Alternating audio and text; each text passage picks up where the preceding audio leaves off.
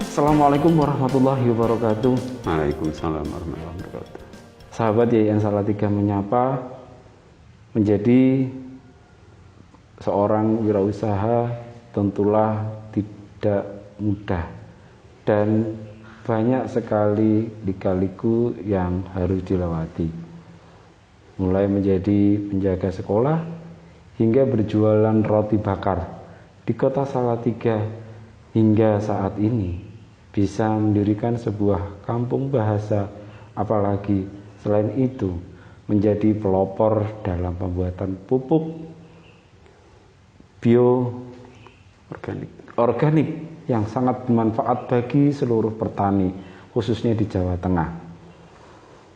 Seperti apa obrolan saya selengkapnya? Tetap simak Yayan Salatiga menyapa bersama saya, Zidni Ilman El-Fikri. Assalamualaikum warahmatullahi wabarakatuh, Bapak. Waalaikumsalam warahmatullahi wabarakatuh, Pak Zidni. Alhamdulillah, sahabat Yayan Salatiga menyapa. Hari ini saya sudah bersama sosok yang sangat inspiratif dan tentunya bagi mahasiswa Yayan Salatiga, beliau adalah sosok yang mempunyai sebuah karya dan keahlian luar biasa untuk mendidik para mahasiswa menjadi wirausahawan.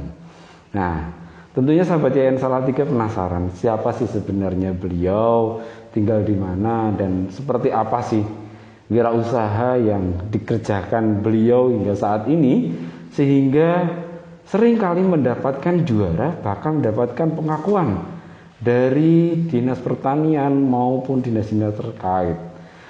Tanpa berpanjang lebar, saya akan mengenalkan beliau kepada sahabat Yayan Salatiga, yaitu Bapak Turjaun. Ya. Nah, bisa diceritakan sedikit Bapak, sebenarnya Bapak lahir di mana dan asal dari mana Bapak? Ya. Assalamualaikum warahmatullahi wabarakatuh. Nama saya Turjaun. Kalau Boyolalinya Turjangun, jadi ainnya. Dan berasal dari Boyolali, Dukuh Nglinggang, Desa Kendel, Kecamatan Kemusu, Kabupaten Boyolali, dan lama di Salatiga, dan sekarang yang saya duduki di Dukuh Manggisan, Desa Ngamongrogo, Kecamatan Limbung, Kabupaten Batang, Jawa Tengah. Bersama istri tentunya. Bersama istri tentunya, karena mengikuti Sempalan Dalung. Ini luar biasa. Artinya hijrah dari kota Boyolali, berhenti di tengah-tengah, yaitu di kota Salatiga, sembari menuntut ilmu untuk bisa berwirausaha yang luar biasa seperti saat ini, dan akhirnya menemukan sosok istri yang akan mendampingi dan tepat lanjut lagi ke Kabupaten Batang ini. Ya, betul.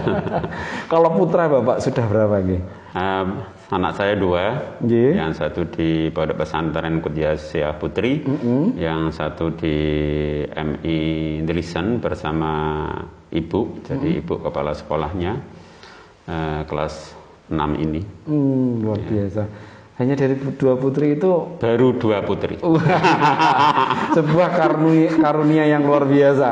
Nah, tentunya sahabat Yayan Salatiga bertanya-tanya, beliau itu mempunyai wirausaha seperti apa, kemudian berangkat ke Salatiga sejak tahun berapa?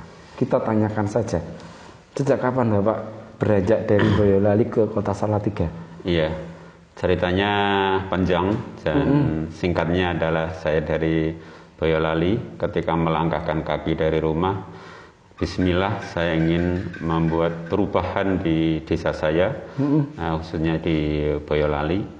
Yang berikutnya di pesantren MHM Kalibening Salatiga.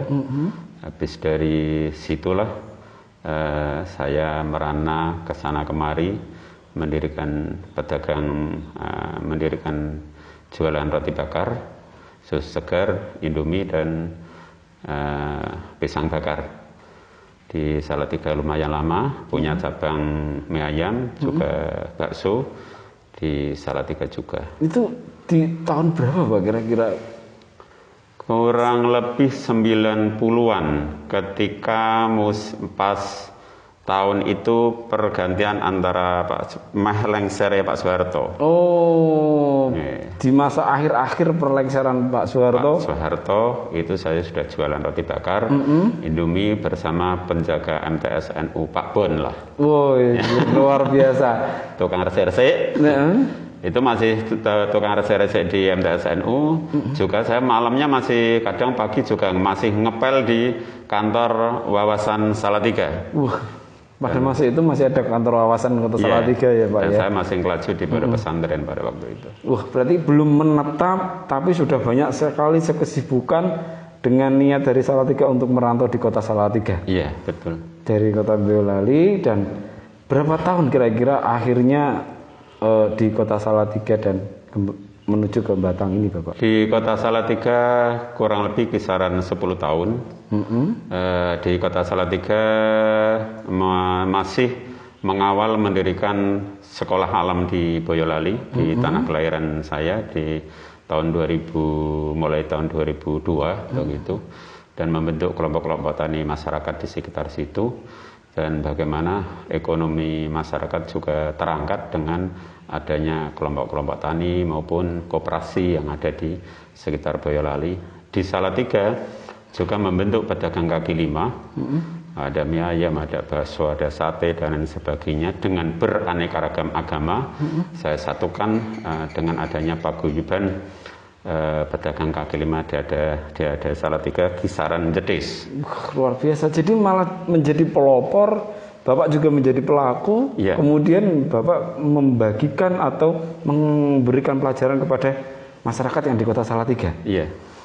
Termasuk ada beberapa Taman Pendidikan Al-Quran yang ada di Ngebong, ada Taman Pendidikan Al-Quran yang dulu di MTS, tapi saya pindah di Jalan Cempaka, dan beberapa cabang yang ada di Salatiga termasuk mie ayam yang ada di Ngebong itu.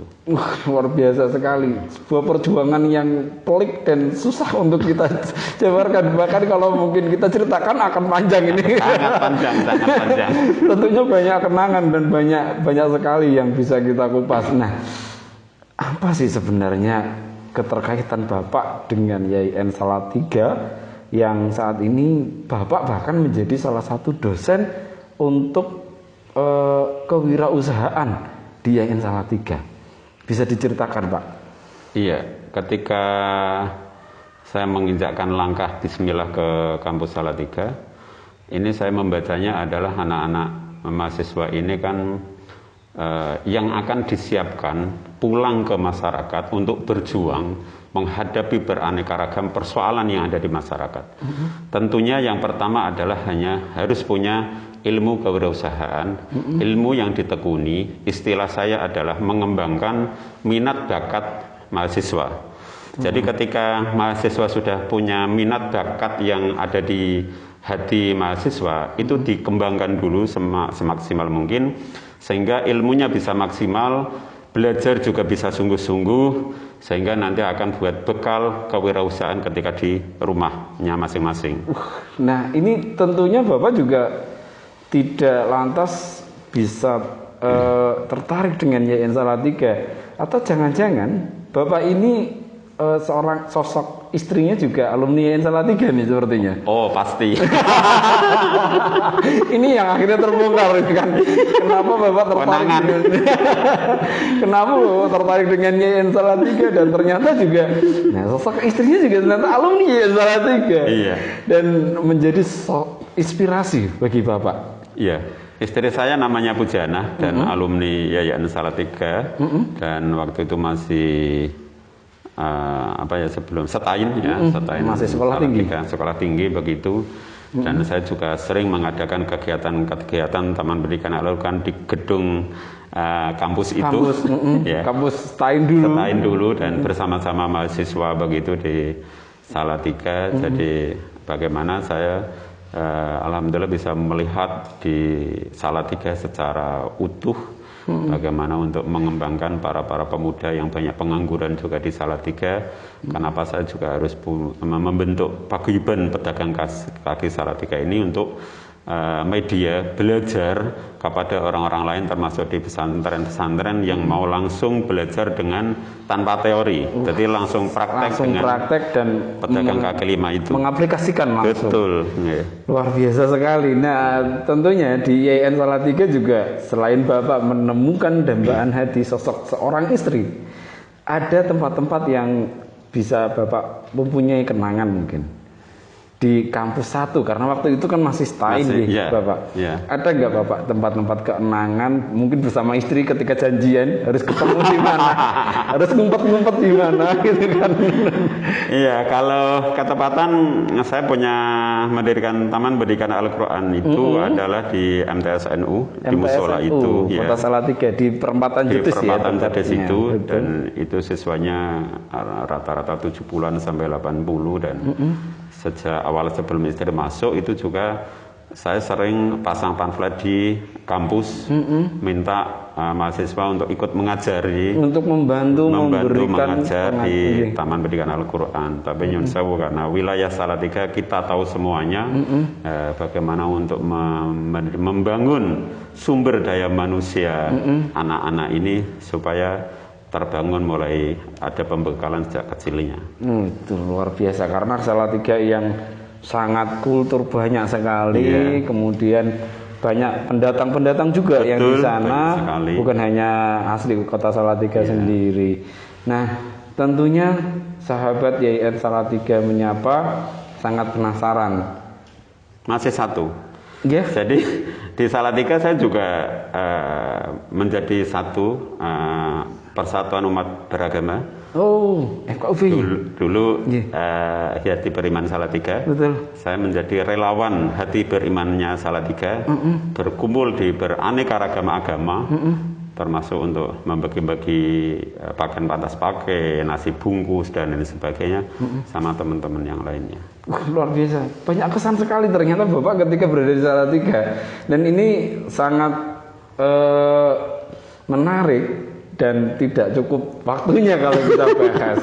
Sahabat YN Salatiga pasti penasaran, apa saja sih cabang-cabang wirausaha atau usaha yang telah dijalankan beliau saat ini di Kabupaten Batang. Namun sebelum itu tentunya tetap saksikan kami di YN Salatiga Menyapa. Berikutnya akan ada sesi tentang apa saja usaha yang telah dilakukan beliau. Kembali YN Salatiga Menyapa, kita lanjutkan ketika tadi sudah diceritakan latar belakang beliau dari Boyolali sampai kota Salatiga. Namun tentunya akan kita lanjutkan usaha beliau ketika dari kota Salatiga ke Kabupaten Batang. Tentunya sangat banyak. Di antaranya tadi sudah memulai dengan berjualan roti bakar dan mengajak para pedagang kaki lima di kota Salatiga. Dan sekarang pasti sahabat YN Salatiga bertanya-tanya, apa sebenarnya yang ada di belakang saya, dan apakah beliau menjadi salah satu penggagas. Kita tanya saja Bapak tentang Kampung Pusat Bahasa. Ini apa Pak sebenarnya Pak? Iya, saya kenapa mendirikan Kampung Pusat Bahasa? Saya pendiri dan bersama Profesor Mahmud Salatiga, beliau dosen di Australia. Waktu ngobrol-ngobrol dan beliau sudah membuat kampus di Boyolali. Ketepatan saya disuruh untuk membuat konsepnya dan SOP-nya bahkan begitu. Alhamdulillah ketika saya pancing ke Batang, beliau juga terpancing berminat untuk ngobrol-ngobrol gitu kan. Kira-kira tak kasih gambar Madin itu, ini buat apa gitu kan. Oh enaknya kampung Inggris Pak. Saya udah lama mimpi Pak. Jangan hanya kampung Inggris, tapi kampung pusat bahasa sekalian. Bukan hanya sebagai kampung, tapi justru menjadi kampung pusatnya. Pusat bahasa. Kampung untuk yang percontohan nasional Luar biasa. Bukan lagi lingkup yang kecil, lingkup kabupaten atau mungkin lingkup kota, malah sekarang lingkupnya sudah nasional ya. Iya, nasional. Cita-cita yang luar biasa tentunya.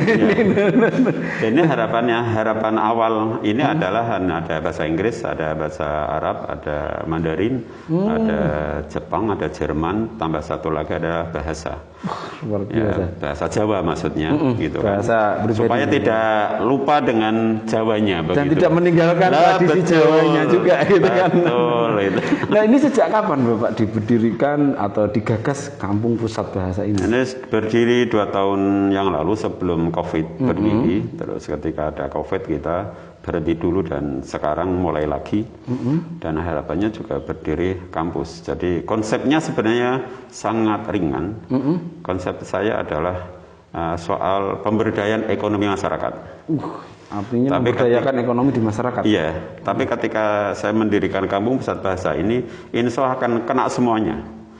Jadi dasarnya ketika saya melihat masyarakat saat ini, yang dibutuhkan hanya 3. Satu adalah pendidikan, soal sumber daya manusianya. Yang kedua adalah soal ekonomi. Yang ketiga adalah kesehatan. Kalau ini sudah berjalan baik, insya Allah juga baik.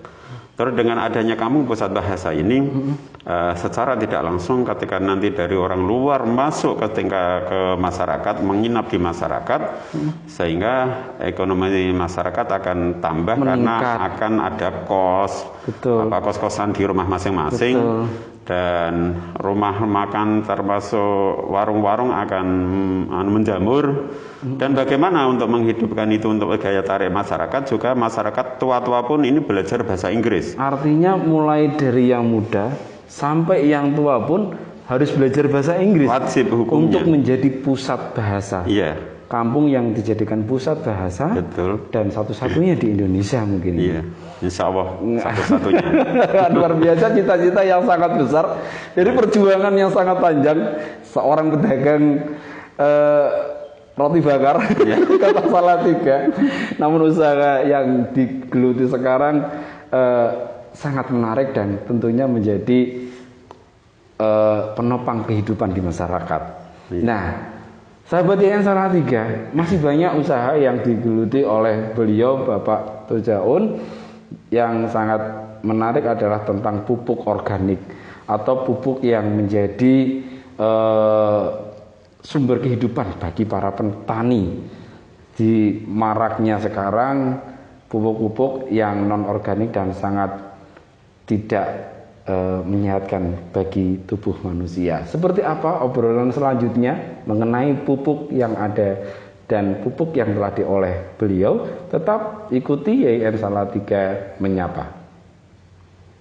Kembali sahabat YN Salatiga Menyapa. Kali ini saya sudah berada di tempat di mana pupuk organik dari beliau yang diolah dan akhirnya bisa menyebar. Nah, kita tanyakan saja kepada beliau sebenarnya di belakang ini tuh apa, kemudian bagaimana sih pengolahannya sehingga menjadi pupuk organik dan sangat bermanfaat seperti yang ada di depan saya untuk padi dan tanaman-tanaman lainnya. Ya. Bisa dijelaskan Bapak tentang apa sih dan bagaimana prosesnya sehingga menjadi pupuk organik itu? Ya, yang pertama adalah saya melihat beraneka ragam penyakit yang berada di Indonesia ini luar bagi biasa. Masyarakat tentunya Bapak? Iya, tentu masyarakat. Yang kedua, munculnya makanan yang tidak sehat dengan kimia sintesis itu, sehingga saya punya pikiran bagaimana saya bisa produksi pupuk organik dan menggerakkan limbah-limbah yang saat ini banyak sekali tidak terurus dan tidak bermanfaat sama sekali. Sehingga semua bahan baku yang bisa busuk saya masukkan ke kolam besar ini. Ini kalau boleh dijelaskan Bapak satu persatu apa saja sih jenis-jenis yang ada di dalamnya? Ini ada kotoran sapi, ada kotoran ayam, ada jerami dari masyarakat padi itu, dan ada pokoknya rumput-rumput yang lain. Dan ini juga tak kasih tanaman eceng gondok. Ini adalah untuk menyerap penyakit yang ada di sini. Satu sisi untuk bisa menaikkan kadar mikroba yang ada di dalamnya. Apakah di dalamnya juga ada daun-daun yang mungkin daun itu daun yang sudah kuning atau mungkin daun-daun yang sering berserakan, Bapak? Di dalam ini? Iya. Di dalam ini ada tanaman-tanaman yang pokoknya yang limbah bisa busuk bisa dimasukkan.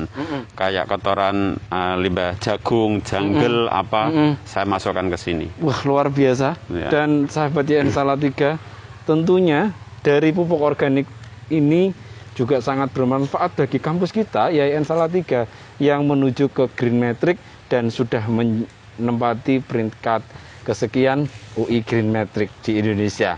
Nah, setelah ini, dari pupuk ini atau dari kolam ini, kemana sebenarnya? Ini fermentasi awal. Fermentasi awalnya. Fermentasi awal. Yang kedua adalah yang ada di sebelah barat depan kita itu adalah fermentasi yang kedua.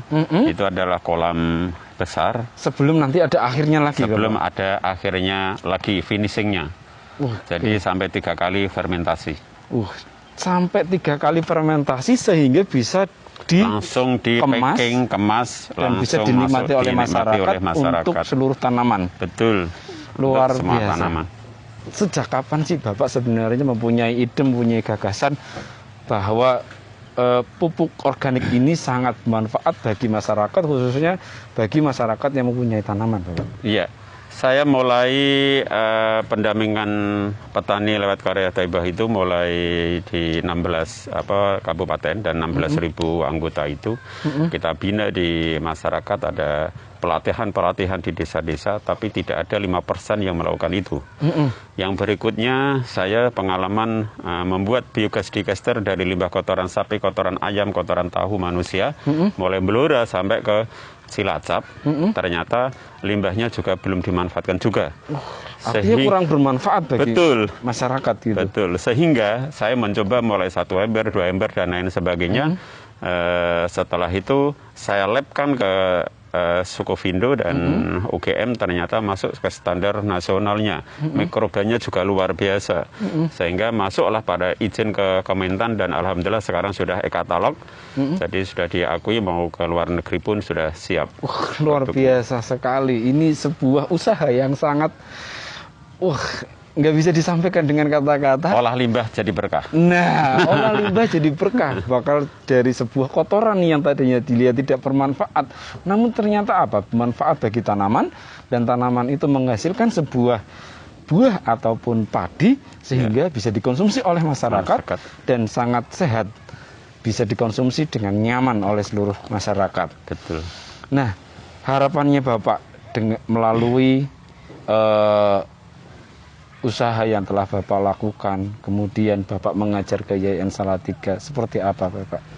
Ya, saya ada harapannya begini. Bagaimana pemuda-pemuda ini jangan sampai tercerabut dari akarnya. Siapa yang akan meneruskan pertanian ini? Tidak ada lain adalah para pemuda yang harus semangat untuk meneruskan perjuangan para petani. Yang kedua, jangan sampai terserabut akarnya lagi. Ketika jangan sampai malas-malas untuk berbuat sesuatu yang terbaik. Jadi pilihan saya soal limbah yang murah harganya, tapi bagaimana ini bisa dikemas menjadi produk yang terbaik begitu. Yang bisa bermanfaat bagi untuk masyarakat. Luar biasa, sahabat YN Salatiga menyapa, obrolan yang singkat yang memang sebenarnya tidak bisa kita singkat, namun karena waktu dan keterbatasan kita, akhirnya kita bisa akhiri. Dan beberapa hal yang bisa kita petik tadi, harapannya para sahabat YN Salatiga maupun para mahasiswa bisa mengambil dan bisa mengaplikasikan dalam kehidupan sehari-hari. Intinya bahwa di lingkungan kita sebenarnya banyak manfaat yang bisa kita gali dan bisa kita menjadikan nilai ekonomi dan bisa bermanfaat untuk kita dan masyarakat. Jadi sosok Bapak yang merantau Boyolali Salatiga sampai dengan Kabupaten Batang membuahkan sebuah hasil yang luar biasa. Demikian obrolan bersama beliau Bapak Turjaun dari Kabupaten Batang. Apabila ada salah dan tutur kata yang kurang berkenan, saya mohon maaf, dan tetap follow dan ikuti akun media sosial YIN Salatiga. Terima kasih. Akhir kata, Allahumma biqillah akhmin thorik. Wassalamualaikum warahmatullahi wabarakatuh.